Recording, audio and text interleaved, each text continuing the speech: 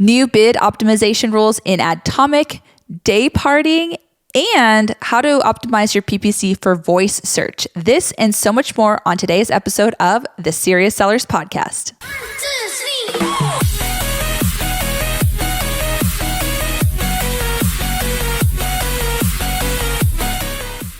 If you're like me, maybe you were intimidated about learning how to do Amazon PPC. Or maybe you think you just don't have the hours and hours that it takes to download and sort through all of those sponsored ads reports that Amazon produces for you. Adtomic for me allowed me to learn PPC for the first time, and now I'm managing over 150 PPC campaigns across all of my accounts in only 2 hours a week. Find out how Adtomic can help you level up your PPC game. Visit h10.me/Adtomic for more information. That's h10.me/ADTOMIC. Hello, everyone, and welcome to another episode of the Serious Sellers Podcast by Helium 10. My name is Carrie, and I will be your host. And this is our Tacos Tuesday, where we talk about all things Amazon advertising, sometimes one-word advertising. We answer all of your questions as well. And we usually have an expert guest on here as well. And so we do have an expert guest today. I'm going to go ahead and introduce our guest, our expert guest, one of my favorites. And I'm going to go ahead and add him to the stage. Hello, Vince. Hello, how are you? Hello. Good. How are you doing? Good. I'm great. How are you, Carrie?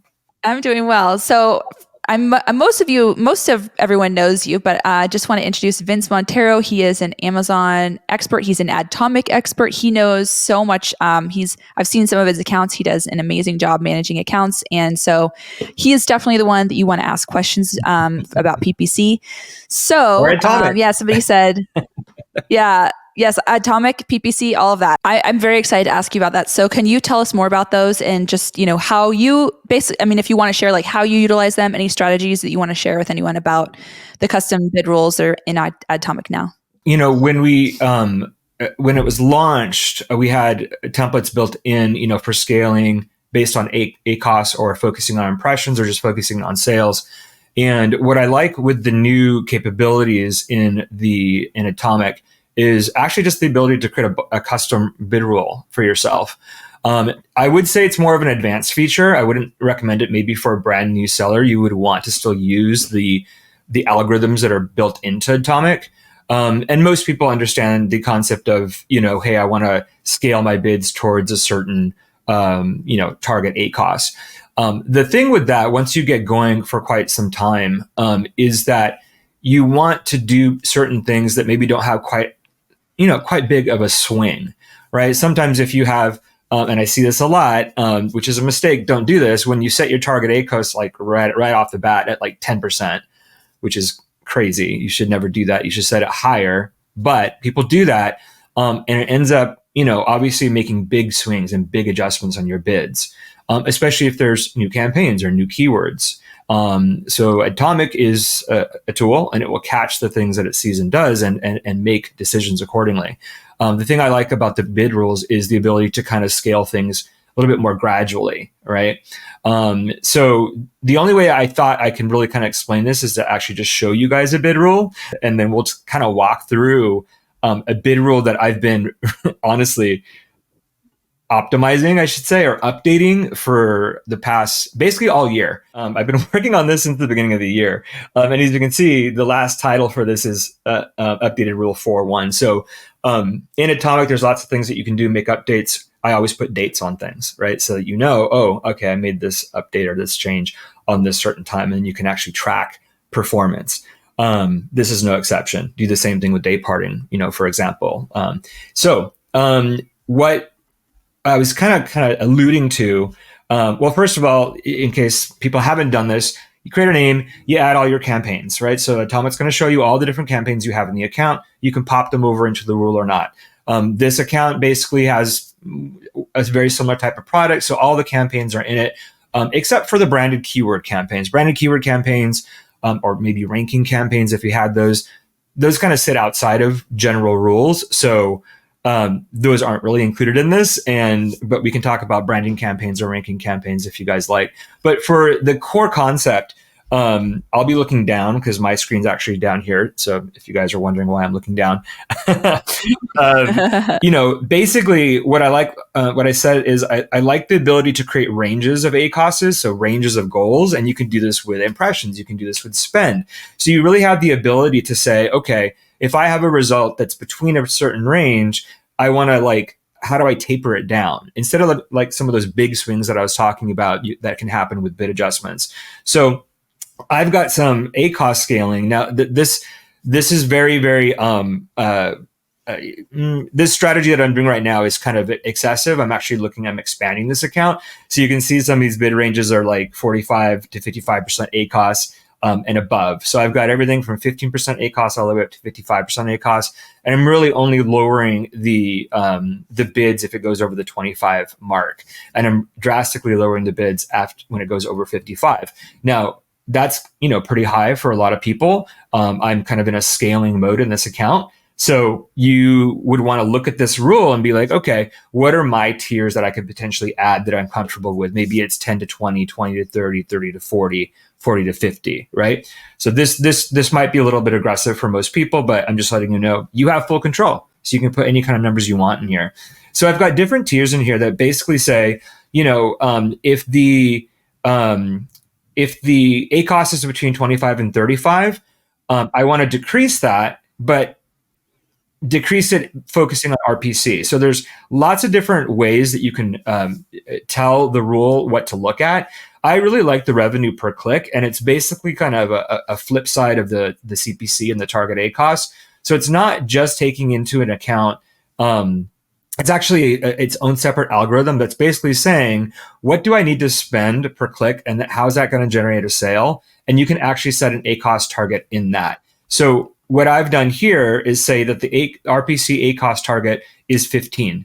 So it's generally going to lower this. If it's 25 to 35, it's going to try to lower this bid, but it's not going to do big swings. It's going to do it gradually. So the goal conceptually is if I've got anything between 45 and 55, let's say it's got a lot of sales, I don't want to drastically cut it down to like 20%. I want to graduate it to 35 to 45% range, and then 35 to 25, and then maybe down to 15%, right? Which is actually a key target ACoS for this particular account.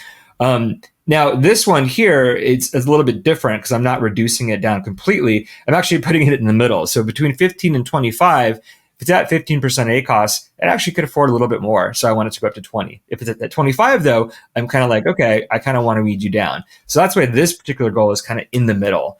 And again, guys, this is months of me kind of working with Travis on this too, who I still speak with in some of the our chats.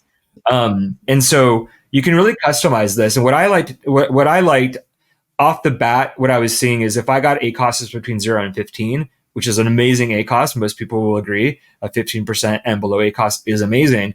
I didn't necessarily want it to adjust to the RPC anymore because I was seeing it decrease the bids sometimes. So I just said, hey, if it's below a 15% ACoS, I'm going to increase the bid no matter what it is. So I don't care about any other metrics. If it's a sub 15% ACoS, I'm just going to increase that by 5%, right? And again, you can play with this percentage. If that's too high, you can say 2.5%. You can say 2%. If you want to go bigger, you can say 10% increase. That's the beauty of this kind of thing. So you can do lots of different scenarios. And then let's see, if it's 0 to 15. Now, I did put a cap on this of $5 because I don't want to go crazy with the with the bid adjustment. So you want to place some caps, right?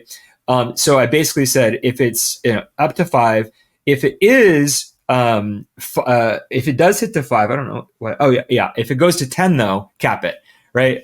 Again, this account has big margins, so it can afford a $10 bid if it's below sub 15% ACoS. But I really don't want it to go above 10.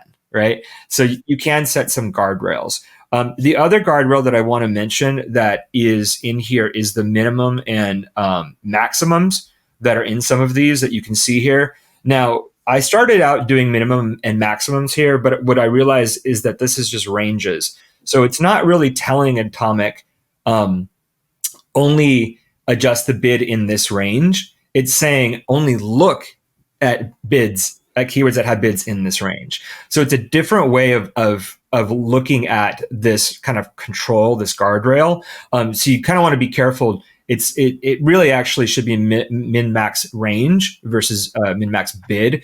So I kind of took it out because I'm just looking at performance. It doesn't really matter to me what the keyword bid is at the moment. I care about maximums. I don't really care as much about minimums. So I kind of just took those out. But I do want to make that clear what that min and max means. So without getting into super detail, you can do ACoS. I just showed you the ACoS result, and now I'm looking at spend. So you can also do it. There is one question here. How are these graduating to the next criteria from one to next? So there isn't really, that's a great question. There really isn't an order, right? So I just started the rule with ACoS guardrails, right? And then I set my guardrails for spend and, spend without sales, right? Because spend without sales is another rule that you want to do. I could have started with the spend without and no sales, right? So there's no flow per se. There's flow now I'm looking at the spend, and no sales section. So there's flow there, but it's not like these are happening one at a time. It's this. Atomic's looking at all the data from, I think there's 20 different levers in here. Let's scroll down to the bottom. Atomic is looking at all 18 of these chunks all the time and making the bid adjustments based on that. So it's not based on a flow. So for example, as I mentioned to you guys at the top, I had ranges that capped at 45 to 55. I forgot to add, what if the ACoS is above 55, right? So I just did that at the bottom. So even though this is at the bottom and the other ACoS section's at the top, it doesn't matter. Atomic is still going to look at the ACoSs that are above 55% and make this call, which is, hey, drop the bid down to 20 cents. If it's sponsored brand, it's going to drop it to 0.25 cents because that's the minimum for sponsored brands. So I know if I've got any bids, because this won't pause keywords, right? This is just bid adjustments. But if I've got keywords and I look and I see any keywords that are below 25 cents, I know that those are keywords that were caught in this, and I can pause those, like on a month. Is this adjusting your bids? Yes, it is. It's actually the screen we're looking at right here at the bottom. So I'm having this run daily. You can have it run weekly. You can have it run monthly. You can set different times. I just have it set at midnight. So every single day at midnight in PST, you can also set it in your time zone, right? Which is awesome. So you guys in Germany, you guys in the Philippines, you can set it to your time zone. So it does it at midnight and you wake up and you see the changes. You can also set it to manual and automate. I haven't set it to automate yet because I've been looking at and refining and fine-tuning things. And I actually was going to set this to automate yesterday, but I realized, I'm going to be on this today. If anyone wants to see my suggestions out of this, then I wanted to pop over to that. And I do suggest that. I do suggest that you guys, because you can make adjustments and see the results in real time, you should be manually looking at these things on a daily basis every morning. Yes, it's a little more work. You're looking at maybe several hundred keywords, right? But once you get the filters down of how to look at it. So I wake up, I look at the suggestions, I hit my 0 spends and no sales. Then I'm looking at all the rules or the suggestions that are based on what's in here for the things that were spend and no rules, right? Or if I want to see the ACoS, then I put in my filter over 30% ACoS. I see all the bid adjustments for that. And I kind of just do it that way. But how are these criteria not working against each other? So they potentially can. So I'll show you in one way. So I talked about the ACoS section. Now I'm looking at the spends. So generally speaking, you're looking at spends and no sales. You want to get additional data on a keyword to see if it's going to be worth it, right?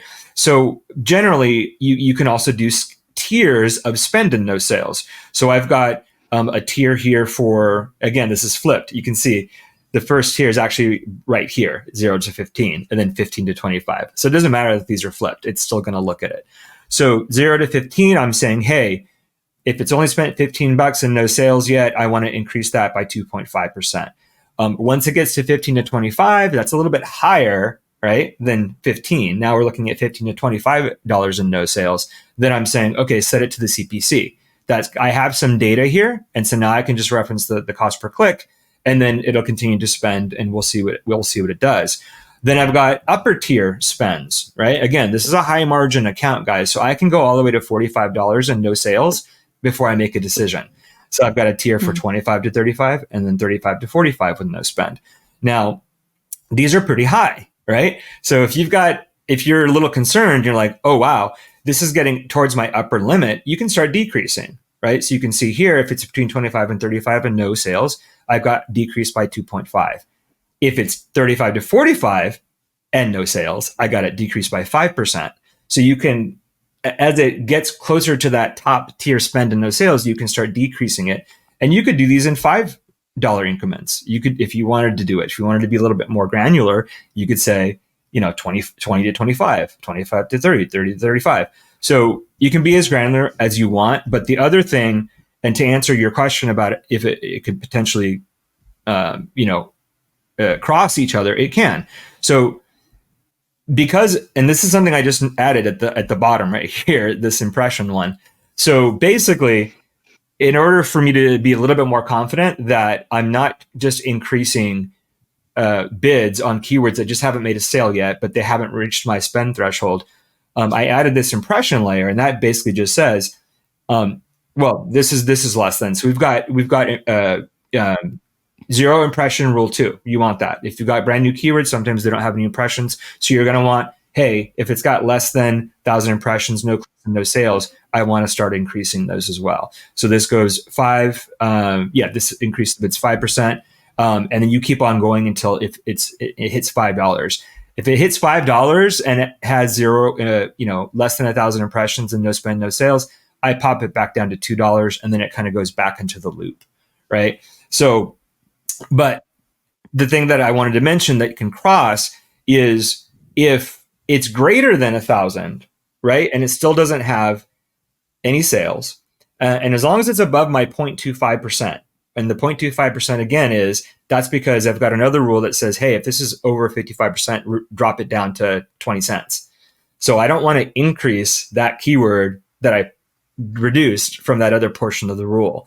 So you always got to keep that in mind, right? And say, okay, if I'm doing an increase, I want to make sure I don't capture the other stuff that I've already reduced. So that's what this greater than 0.25 does. So, but how it affects that other range about the spend and no sales, if the keyword spent $35 and has less than 1,000 impressions, it's going to reduce it to that 2.5% that I showed you, right? However, if that keyword has $35 in spend and no sales, but it has over 1,000 impressions, which means a lot more people have seen it, it's going to actually drop it down to 5%. So whatever the bigger change is the one that will take into effect, right? So this one has a bigger decrease. So it's actually going to supersede that other rule and drop it down by 5% versus the 2.5%. So I hope that makes sense. All right. I'm going to read another question for you. This one says, is it possible to adjust bids based on organic ranking? Example, an item is number 1 organic, so dynamically lower the bid instead of returning duplicates. Use the budget for items that are not already ranking well.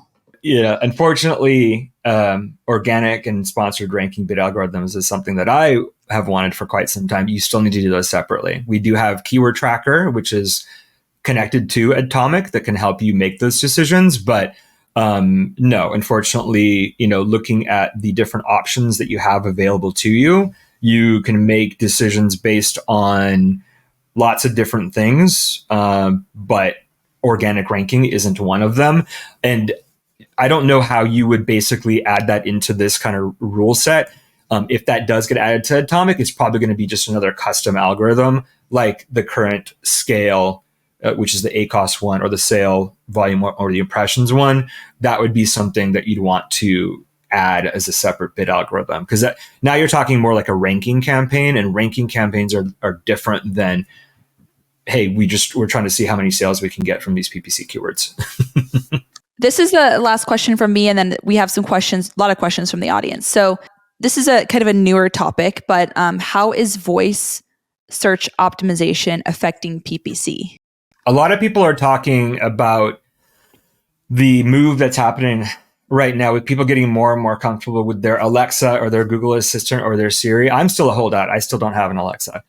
But it kind of makes sense to actually incorporate this because you can do searches so much quicker, right? You can ask it for directions. You can ask for lots of different things. So a lot of shoppers are now using it as their search query in Amazon, right? So this is kind of a big shift in how consumers are interacting with technology.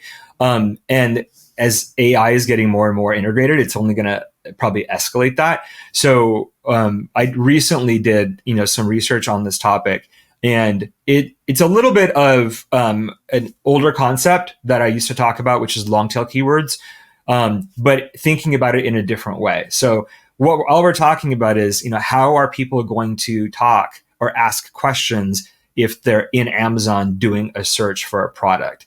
So they tend to be longer, more conversational than text-based searches, right? When you're typing, you're not going to type as much. When you're speaking, you're going to talk more. So people usually ask full sentences like, "What's the best protein powder for muscle gain?" Versus if you're in Amazon, you might just go protein powder, right? Or best protein powder. So when you think about how people talk, that's really the basis for how you might maybe want to adjust some of your strategies. And PPC really is no exception. So you kind of just want to think about, okay, what am I selling? Who am I trying to sell to? Where, why, when, like all the W's, right? And how. And then try to think, okay, what different ways are people going to be searching for your product?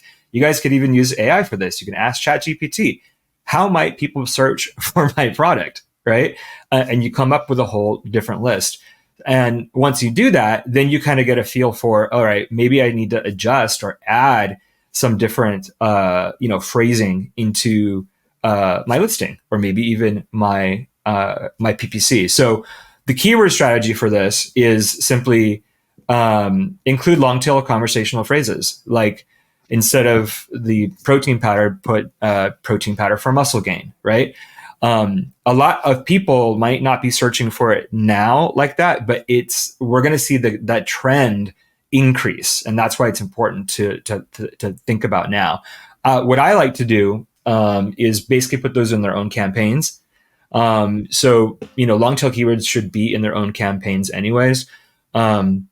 And for anyone that doesn't know that term, long tail keywords, it just basically means a keyword that has 3 or more keywords. I actually look at it as 4 or more keywords now, especially when we're talking about this optimizing for search. You do want keywords that are 4 or more words as the target, right? So find those, do a little research, find those keywords, put them into campaigns, and then just track.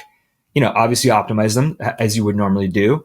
But you can also, like I said before, you can also maybe update your landing page, right? So you don't need to do a full overhaul of your title or bullets or product description. But what I like to, suggest is your FAQ. Like people, right? A lot of people still don't use FAQs in their listing. Do you have your friends write in the FAQs, or I won't. How do you do that? There's lots of different ways, but the best way is for you to go ahead and incorporate those questions into your listing.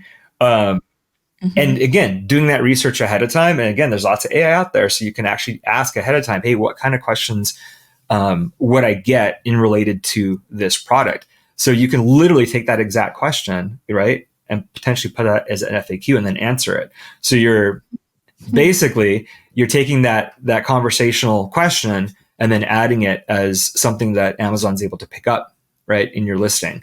A lot of people say they don't use FAQs because it doesn't really help with that, blah, blah, blah. But I think it's going to become more and more important as more and more people are actually searching just by talking, to Amazon. Okay, so we've got some questions from the audience here. So this question is, we are around 3 weeks of our new product launch, GT Bottles water bottle. Our ACoS is still above 100%. Is it normal? What should we do to reduce ACoS? That is normal. Yeah. If you guys have watched any of my content, I always say when you're first launching, you are break even ACoS for the first 3 to 4 weeks. You're in data collection mode.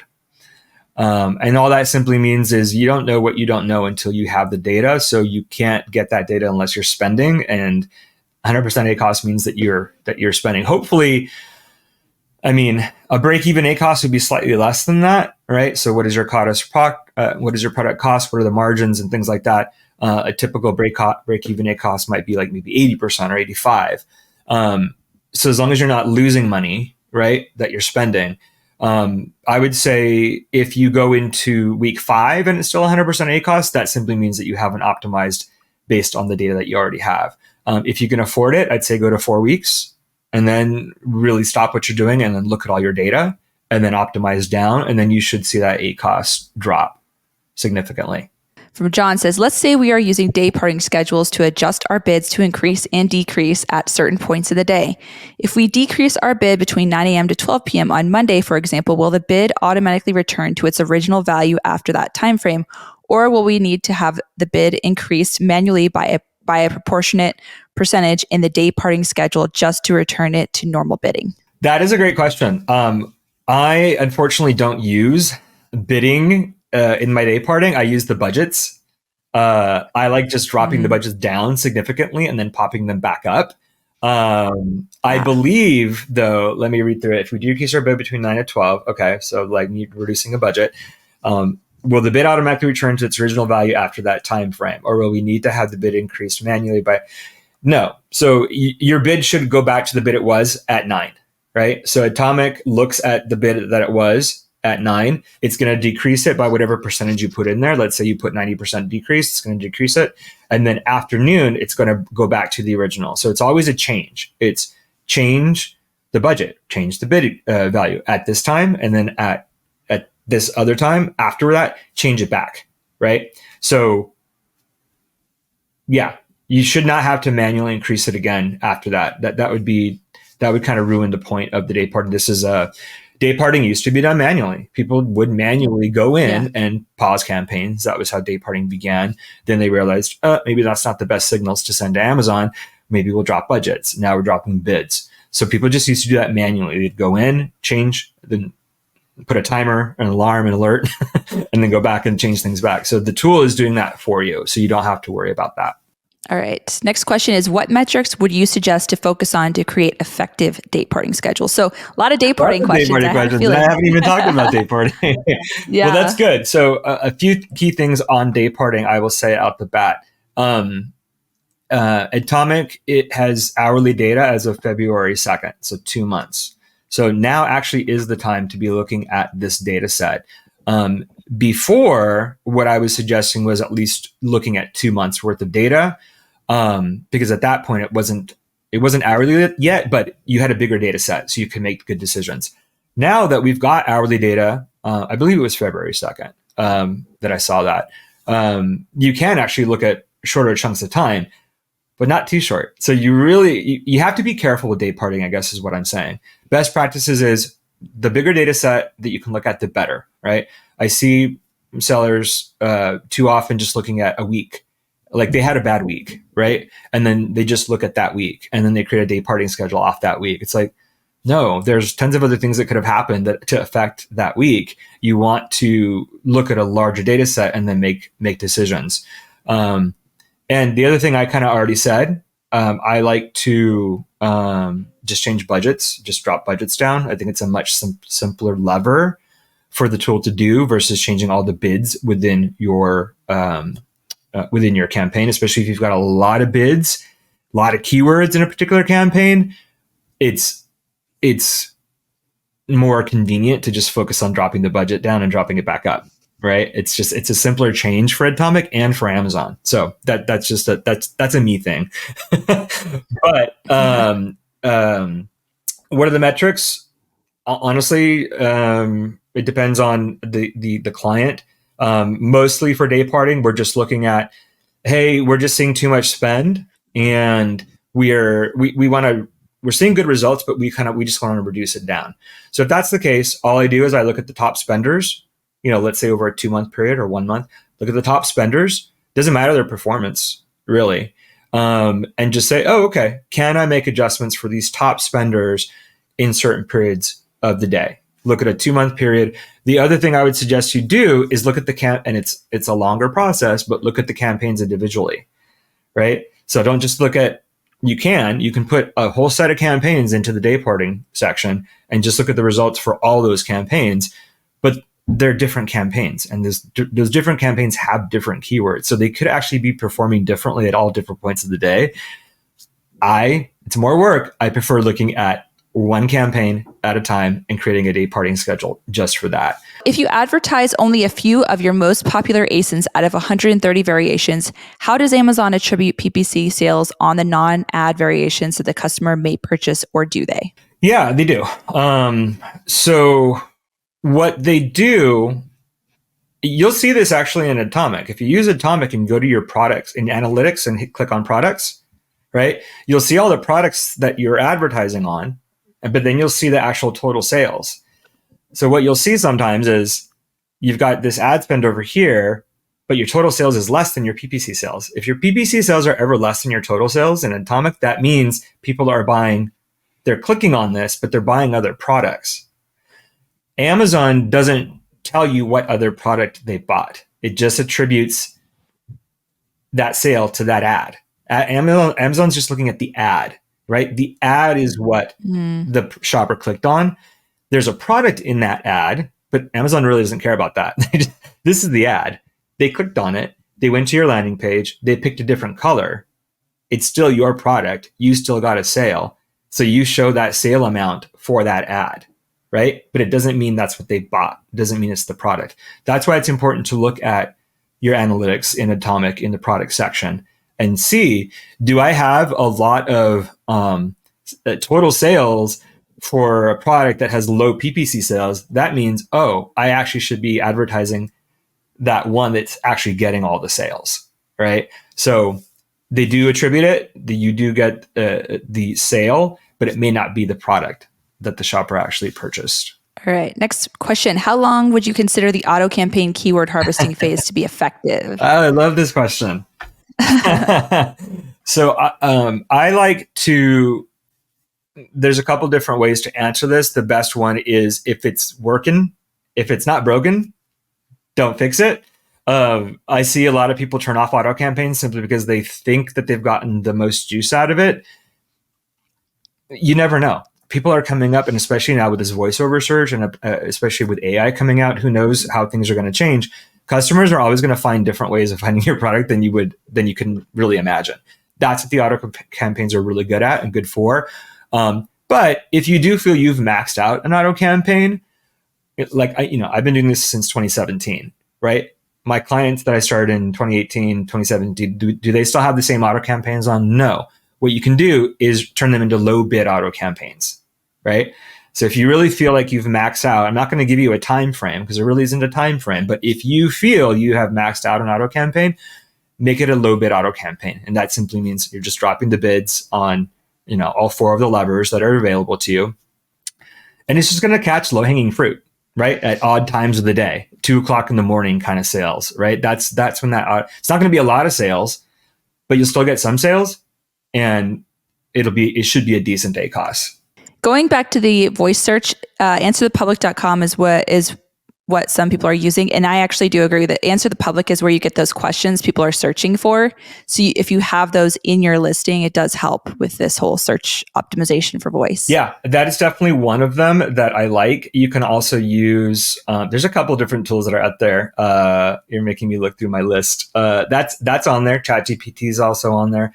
BuzzSumo, Moz Keyword Explorer, SEMrush, Google Keyword Planner even. Yeah, for free, you can leverage that as well. But yeah, there's lots of different tools, and that is definitely one of them. That's great. Just everyone get in there. You're going to need to start thinking about this. And I keep saying AI for a reason too, right? Because I really feel like when AI gets more integrated, it's going to follow the same kind of patterns that we're talking about for voice search optimization, right? Because when you're talking to AI, it's the same thing that we're talking about as how you might talk to Amazon to do shopping, right? So we're not just talking about how do you optimize for Amazon for voice search as it is right now. We're also talking about how do you optimize for the AI integration that Amazon's going to be rolling out too, because all this stuff is still going to apply.